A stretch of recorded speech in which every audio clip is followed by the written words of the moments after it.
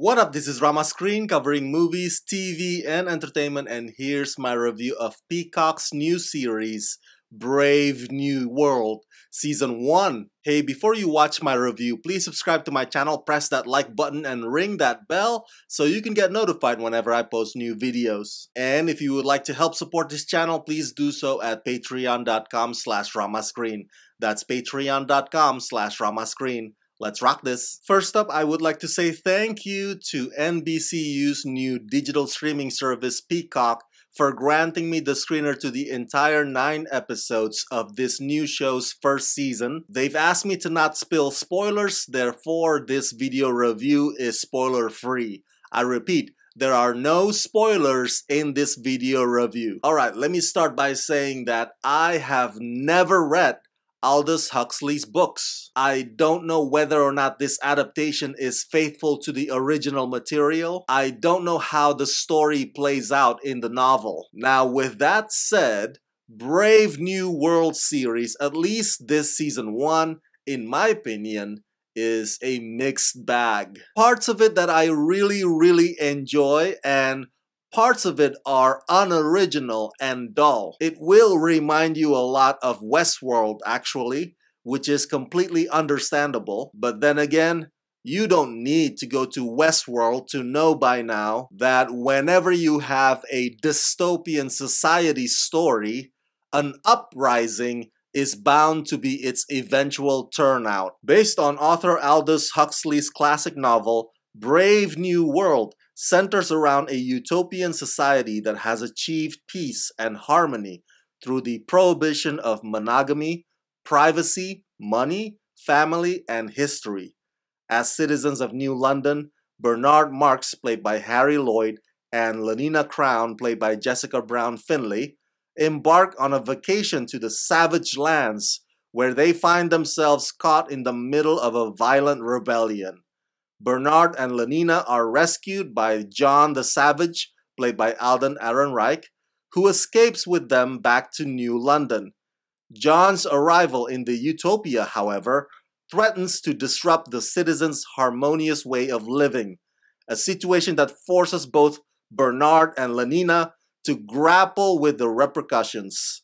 Serving as showrunner is David Weiner, who also executive produces this project, directed and co-executive produced by Owen Harris. Okay, to explain it a little further, in case you're like me, who come into this pretty fresh, never having read the books and never having watched the previous adaptations, just so you get a better sense of the setting. In the future, there are these world states, one of which is the New London, where they've got rid of the old ways of living. There is no religion, there is no monogamy. Everybody belongs to everybody, meaning people can sleep around and be as promiscuous as they want. But this dystopian city actually has very strict rules. Its citizens are born of artificial wombs and they have predetermined levels. So if you are assigned as beta, then you'll be beta forever. One of the things that they do to keep you docile and obedient is to have you regularly take this happy little pill called Soma. Now, on the other side of the planet is what's called the Savage Lands, where the old ways of living still exist. So, the people in New London would go to the savage lands just like you and me would go to an amusement park or to a zoo. So without giving away too many details, the collision between the people of those two respective places is what sparks everything that ensues. Okay, let's go through the stuff that I enjoy. I think in terms of the world building and the visual effects, this show spares no expense. It really factors into this show's sense of wonderment. Even the Savage Lands are fascinating because they look like movie studio backlot with its own separate but not so sophisticated sound stages. This show's many sex parties are fun to watch. But then again, which orgy isn't? Especially when you have a huge cast in which 99% of them are drop dead gorgeous. I really like the three leads: Harry Lloyd, Jessica Brown Finley, and Alden Ehrenreich. By the way, I'm glad to see Alden landed on his feet after that lukewarm Star Wars Solo movie. Those three characters sort of play a fish out of water game at each other. Johnny having difficulties adjusting to the utopia, and Bernie and Lenina constantly baffled